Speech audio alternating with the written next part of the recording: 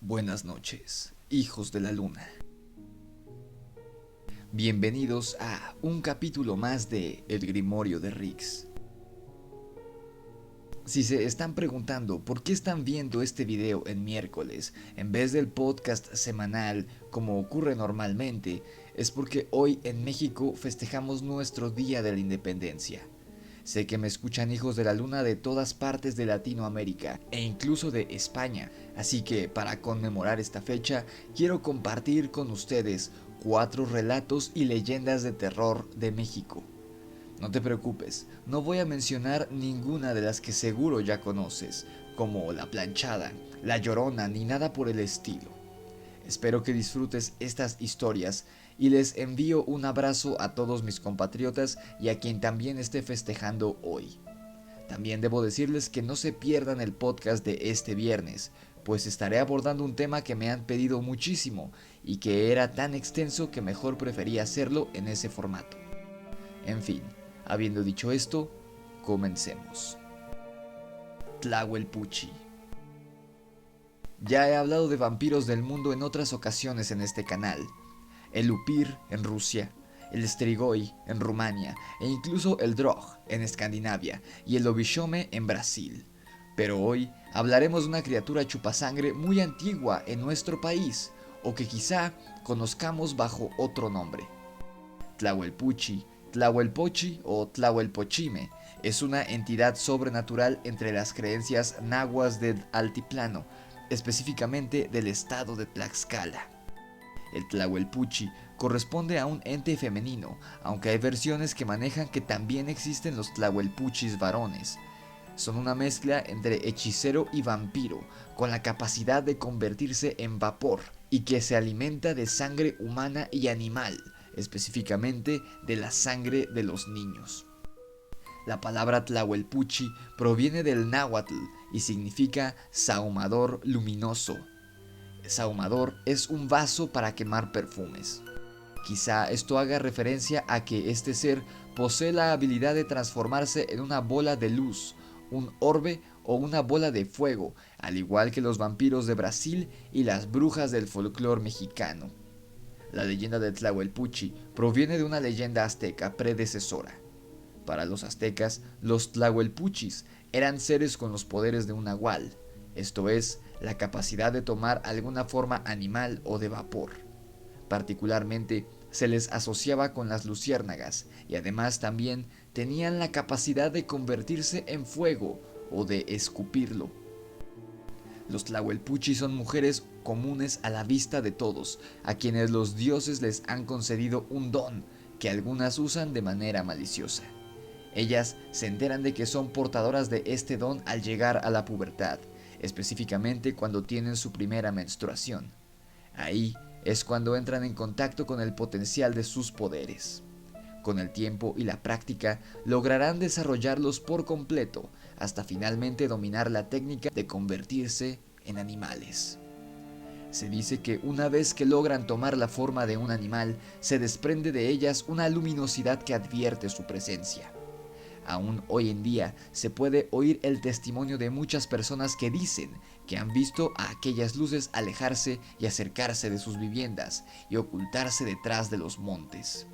Los Tlahuelpuchis son territoriales y a diferencia de las brujas en otros lados del mundo, ellas no conviven ni trabajan en grupos. Se reconocen unas a otras, aun cuando presenten su forma humana, y guardan su distancia, respetando el territorio de cada una, pues son sumamente agresivas. Únicamente se tienden la mano cuando existe un peligro común que en solitario no pueden sortear. Las Tlahuelpuchi no atacan jamás a sus familiares, excepto si el secreto de su existencia es revelado por algún pariente a otras personas. Cabe destacar que para los aztecas, un Tlahuelpuchi no era una entidad maligna y podría ser un hombre, como te lo dije antes.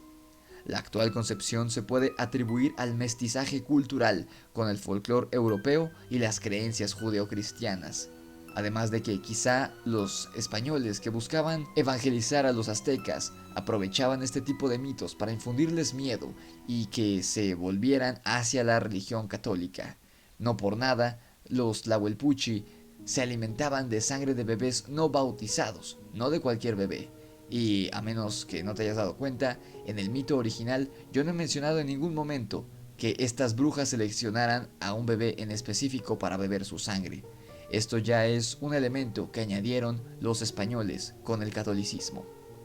Hay que tener mucho cuidado, cuanto más frío y lluvioso sea el clima, pues es entonces cuando más ganas tienen las tlahuelpuchis de buscar víctimas recién nacidas. Una vez dormidos los bebés, las tlahuelpuchis se convierten en mujeres, chupan al infante y salen presurosas de la casa que han invadido. Cuando los padres de la criatura se despiertan, se dan cuenta que el pequeño presenta moretones en el pecho, la espalda y el cuello. A veces, cuando una persona está bajo la hipnosis, pierde el juicio y se aventura a caminar sin tener conciencia del lugar por donde transita, llegando a cometer un suicidio. Los poderes de los tlahuelpuchis son intransferibles, no se les pueden pasar a ninguna persona y tampoco pueden ser heredados. Pero si una de ellas llega a ser asesinada, entonces su asesino será convertido también en tlahuelpuchi. Para llevar a cabo el ritual de transformación, las tlahuelpuchis preparan en el fogón de su hogar con madera de capulín, al que agregan raíces de agave, copal y hojas secas de suapatle, la planta medicinal de la mujer que desde tiempos prehispánicos que propicia el coito e induce al aborto. Una vez listo el fuego, las mujeres caminan sobre él 3 veces, de norte a sur y de este a oeste. Después se sientan en dirección al hogar donde habita su víctima, mientras que su cuerpo se desprende de sus extremidades. Se les puede ahuyentar colocando una cajita de agujas, un cuchillo, alfileres, un trozo de metal brillante o unas tijeras abiertas debajo del petate o de la cuna de los niños, pues se sabe que las brujas detestan el metal. Un espejo cerca de la puerta también ayudaría, y una cubeta de agua es un repelente contra su presencia. Sin embargo, los tlaxcaltecas creen que lo más efectivo para alejar a las mujeres chupadoras es envolver dientes de ajo en una tortilla, la que se coloca sobre el pecho del bebé, o bien esparcir pedazos de cebolla alrededor de su cuna. Antiguamente, cuando se descubría a una mujer tlahuelpuchi en una comunidad, se le sometía a juicio popular y se le ejecutaba sin más trámite. La leyenda urbana dice que la última ejecución de una tlahuelpuchi ocurrió en Tlaxcala en el año de 1973. En la década de los 60, el investigador Hugo Nutini de la Universidad de Arizona realizó la más conocida y amplia investigación respecto al tema de los tlahuelpuchis.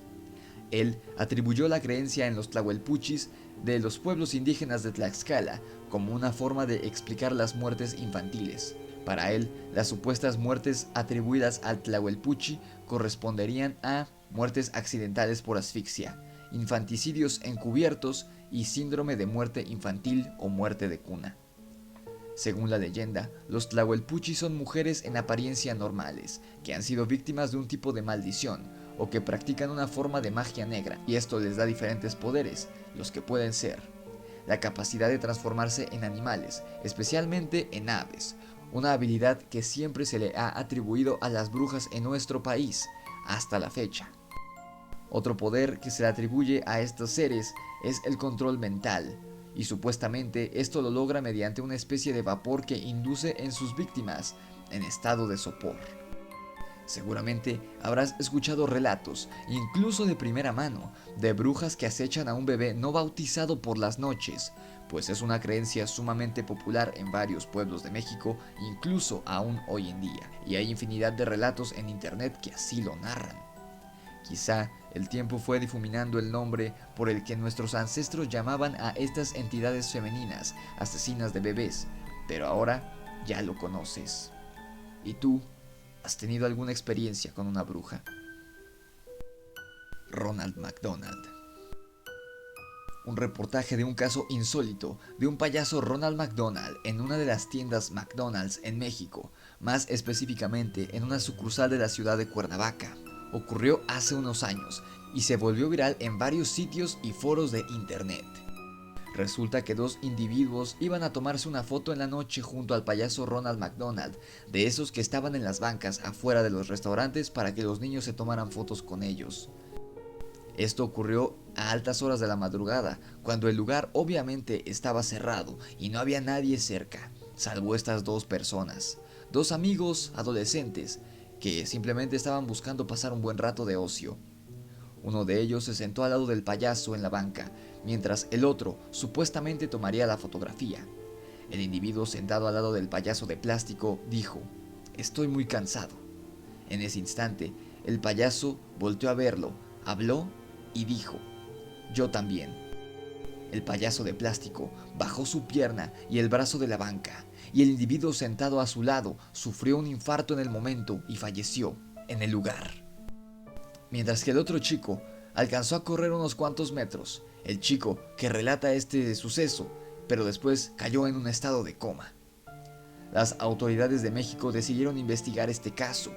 Ellos revisaron la cámara de seguridad de este McDonald's donde ocurrió lo sucedido, y se llevaron la gran sorpresa de que, en efecto, el payaso sí se movió, y de inmediato se colapsa el individuo sentado a su lado. Pero ahí no termina la cosa, pues checaron los videos de la cámara de seguridad de noches anteriores y se llevaron la enorme sorpresa de que este payaso se había levantado a bailar en varias ocasiones durante la madrugada. Además, revisaron la cámara del celular del joven que contó esto y, en efecto, en la primera fotografía que tomó, el payaso aparecía sentado junto a su amigo, que yacía muerto en esos momentos, y en otras, que pudo tomar después, antes de escapar, y que salieron movidas por el estado de alteración en el que seguramente se encontraba, el payaso ya no estaba sentado en la banca. Según ellos, el director de la cadena McDonald's dio la orden de retirar todos los payasos Ronald McDonald de todo el país y los mandó a incinerar. Y si no me crees y aún dudas de la veracidad de esta leyenda, puedes comprobarlo tú mismo al visitar tu McDonald's más cercano y percatarte de que afuera quizá encuentres una banca con el logotipo del restaurante, pero no habrá ninguna estatua de Ronald McDonald ahí, y quizá, si ya lo conoces de hace varios años, recordarás que antes, en efecto, había una estatua de Ronald McDonald sentado en esa banca. El payaso fantasma de Kitsania. Hace un año, en 2019, se hizo viral un hilo de Twitter que abrió la usuaria Ana Wong, en el que, por ocio, relató cómo una vez un payaso la molestó en las instalaciones de Kitsania. Abro aquí un paréntesis para explicar qué es Kitsania. Antes llamada la ciudad de los niños, Kitsania es un pequeño parque de diversiones solo para niños que simula ser el mundo real, donde los pequeños pueden jugar a ser grandes y ejercer distintas profesiones. Esta empresa tiene sucursales en Ciudad de México, Guadalajara y Monterrey. Ana Wong preguntó en Twitter si alguien había tenido alguna experiencia extraña en el Kitsania de Monterrey, y enseguida abrió un hilo donde describía lo que alguna vez le sucedió de pequeña, cuando un payaso atemorizó a varios niños, incluyéndola. Tiempo después, al volver a este parque, preguntó a un trabajador si el payaso seguía trabajando en el lugar, pero le respondieron que jamás había trabajado ahí ningún bufón o persona con disfraz de payaso ahí, lo cual la llenó de terror. Este payaso, el cual la chica no creyó de momento que fuera nada paranormal, sino algún desgraciado abusivo que molestaba a unos niños, le robó unos quetzos. Los quetzos son el dinero temático que se utiliza dentro del parque.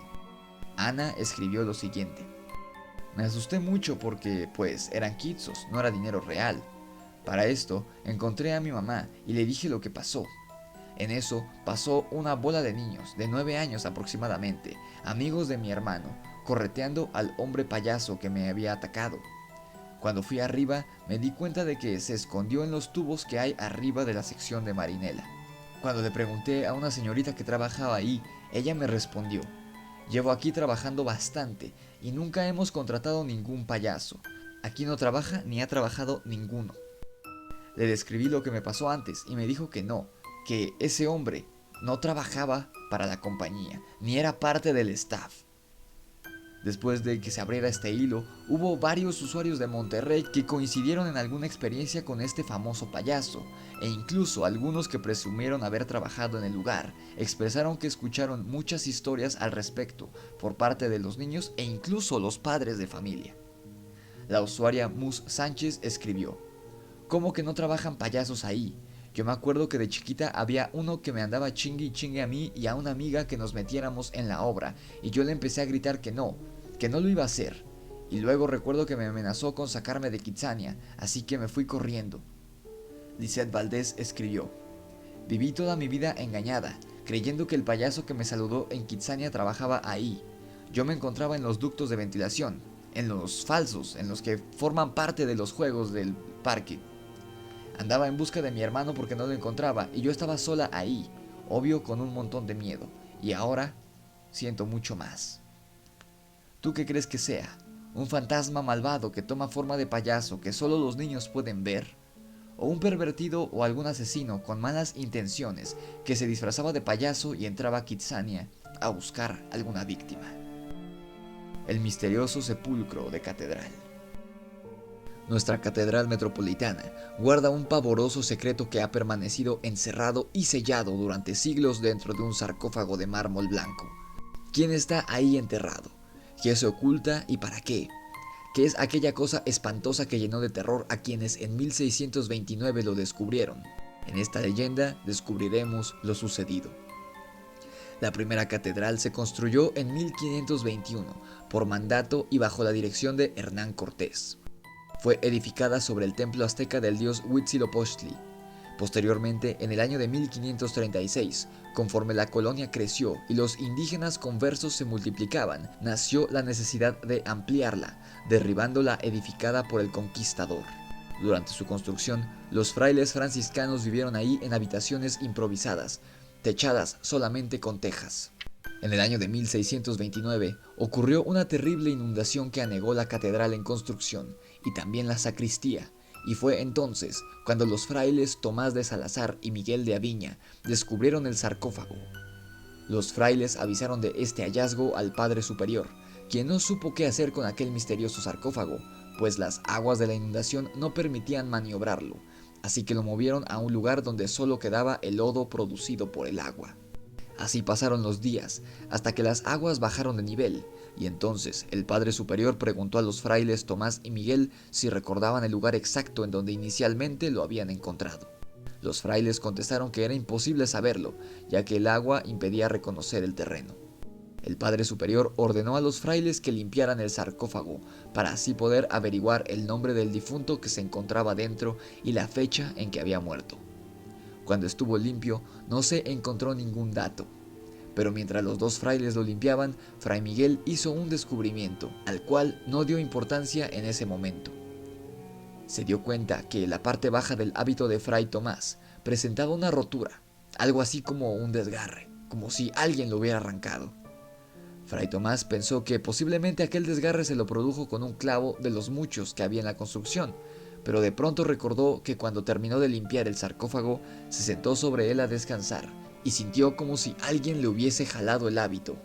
Esa misma tarde llegaron a la construcción los arquitectos y el maestro de obras. El Padre Superior les mostró el misterioso y extraño sarcófago y mencionó no haber encontrado ningún nombre ni fecha que les guiara para saber quién había sido enterrado dentro de él. El maestro de obras tampoco recordó el lugar exacto donde estuvo durante la inundación. Decidieron entonces dejarlo en el lugar en donde estaba, hasta que pudieran hablar con las autoridades eclesiásticas y el señor virrey. El sarcófago permaneció en el interior de la catedral en construcción, y cuando el sol estaba a punto de ocultarse, Fermín de Huesca, un joven organista, llegó a la catedral para afinar el órgano que había llegado de España esa misma mañana. Entonces descubrió el sarcófago y se detuvo ante él. Tentado por la curiosidad, lo inspeccionó y vio que no tenía nombre alguno sobre él, pero descubrió que el sarcófago tenía una hendidura en una esquina de la tapa. Cuando se asomó por aquella hendidura para intentar ver en su interior, su sorpresa fue enorme. De pronto, escuchó un ruido y vio que algo se movía. Entonces, se retiró asustado, pensando que posiblemente se trataba de una rata. Y aunque el silencio, las sombras y la soledad hacían mucho más siniestro aquel sarcófago, su juvenil curiosidad pudo más que su miedo, y nuevamente se acercó e introdujo por la hendidura un papel que envolvió a manera de rollo para facilitar su entrada por el agujero. Pero cuando creyó que el roedor mordería el papel, sintió un fuerte tirón, como si alguien lo hubiese jalado desde el interior del sarcófago. Entonces sacó el papel y se sorprendió cuando vio que no tenía mordeduras, sino que sus bordes estaban renegridos y cortados. así que corrió aterrorizado hacia la puerta al tiempo que gritaba: «¡Auxilio, auxilio! Hay alguien dentro del sarcófago». En su desaforada carrera por uno de los pasillos de la catedral, se encontró con el Padre Superior, quien al verlo tan agitado le preguntó cuál era el motivo de su angustia. El joven le respondió que dentro del sarcófago había alguien vivo. Le enseñó las manchas que tenía el papel pautado, pero el superior le dijo que seguramente eran figuraciones suyas. Aquel joven organista, temblando de miedo, le dijo que sus palabras eran verdaderas y que por nada en el mundo volvería a acercarse a ese maldito sarcófago. Insistió en decir que dentro de él había algo vivo y entonces salió a toda prisa del lugar. El Padre Superior, alumbrado con un cirio, se acercó sin ningún temor al sarcófago. Miró que la hendidura era muy pequeña, pero cabía la posibilidad de que a través de ella se hubiera introducido algún roedor. Pegó el ojo en aquel agujero a la vez que intentó alumbrarse con la luz del cirio, y de pronto su rostro se mostró aterrorizado y gritó: «¡Santo Dios!». Comenzó a rezar y retrocedió poco a poco, alejándose de ahí. Al día siguiente, las obras de construcción de la catedral se paralizaron. El franciscano acudió al Santo Oficio. El señor oidor le pidió que explicara lo que creía haber visto dentro del sarcófago, pero él no pudo describirlo. Lo único que pudo decir es que era algo espantoso y que tampoco sabía si se trataba de un hombre o de un animal, que quizá era ambas cosas, o tal vez se trataba de un espíritu maligno que había sido encerrado ahí por alguna obra demoníaca. Entonces solicitó al Santo Oficio su intervención para poder sacar del sarcófago la cosa espantosa que ahí se encontraba. El Santo Tribunal ordenó que nadie entrara a la catedral y esa misma noche ellos realizarían un exorcismo. Esa noche, a puertas cerradas, los exorcistas y la Santa Hermandad llegaron a la catedral, y después de los rezos, exorcismos y salmodias religiosas, se ordenó abrir aquel sarcófago. Los hombres trabajaron arduamente ya que la tapa estaba sellada, pero por fin, después de muchos esfuerzos, la tapa cayó al suelo, produciendo 1000 ruidos espantosos como si fueran truenos de una tormenta o alaridos. Toda la tierra pareció temblar. Una fuerte ráfaga de aire apagó los cirios y los faroles, y entonces, ante la mirada atónita de los frailes y los miembros del Santo Oficio, algo escapó del sarcófago. Algo horrible y sin forma. Cuando por fin todo pasó, encendieron los cirios y los faroles. Descubrieron entonces que el oidor Cervantes había muerto de miedo, y al seguir alumbrando con el farol, miraron tendido en el suelo a Fray Antonio de Medina, que también estaba muerto. Posteriormente, uno de los ayudantes hizo otro siniestro descubrimiento. Eran unas extrañas huellas sobre el lodo. Nadie supo qué decir. Entonces, el señor obispo tomó la decisión de consultar con sus superiores de España para que lo ilustraran acerca del horrible hecho que todos habían presenciado aquella noche, y cuando estaban a punto de retirarse de aquel lugar santo, otro de los ayudantes se atrevió a mirar en el interior del sarcófago. Todos los ojos se volvieron hacia aquel ataúd de mármol, creyendo que se trataba de otro ser espantoso, pero solo encontraron 2 objetos que no hicieron más que aumentar el temor de aquella gente. Ahí estaban el pedazo del hábito de Fray Tomás que le habían arrancado y el pedazo de papel pautado que introdujo el organista. Nunca se supo qué sucedió ni qué fue esa cosa que escapó de aquel sarcófago, pero cuenta la leyenda que en 1935, tiempo donde la catedral fue despojada por pillos y truhanes, fue retirado un ciprés frente al altar mayor, sembrado en 1718 por resultar estorboso. Se presume que debajo de él fue descubierto el sarcófago de la leyenda. El ingeniero a cargo dedujo que posiblemente ahí estaba enterrado algún arzobispo e indicó a sus hombres vieran el nombre y la fecha grabados sobre el ataúd para ponerlo en la cripta del altar mayor. Los hombres le dijeron que no tenía grabado ningún nombre, pero que sobre él habían encontrado unos viejos papeles. El ingeniero los guardó para leerlos al día siguiente, pensando que ahí encontraría la información necesaria para colocar el sarcófago en el lugar correspondiente. Mientras tanto, ordenó a sus trabajadores tapar con cemento blanco la hendidura que tenía el sarcófago. Los hombres así lo hicieron, pero al día siguiente se toparon con algo insólito. El cemento que habían colocado en la hendidura se había botado. El arquitecto ordenó que fuera tapada nuevamente en 4 ocasiones más, pero siempre sucedió lo mismo. Uno de los trabajadores comentó que parecía como si alguien destapara la hendidura desde dentro para salir del sarcófago a través de ella. Posteriormente, cuando el arquitecto pudo hablar con el padre Cuenca, le comentó acerca del sarcófago de mármol blanco que habían encontrado bajo el ciprés, pero que no sabía dónde debería ser colocado. El padre Cuenca se aproximó al sarcófago y leyó una inscripción en latín grabada sobre la tapa, pero al leer aquellas palabras escritas y la cruz pintada con óxido de hierro y aceite de linaza, exclamó: Ave María Purísima.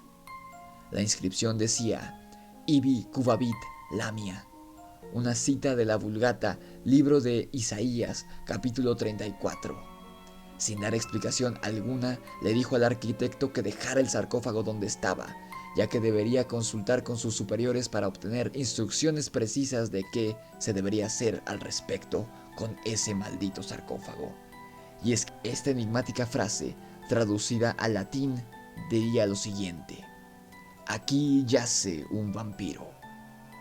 Hasta hoy, nadie ha podido descifrar el misterio del sarcófago que alguna vez fue encontrado en la catedral, y no se supo nada más sobre el vampiro que escapó aquella noche en la Nueva España y que quizá hoy en día vaga libre por las calles de la Ciudad de México.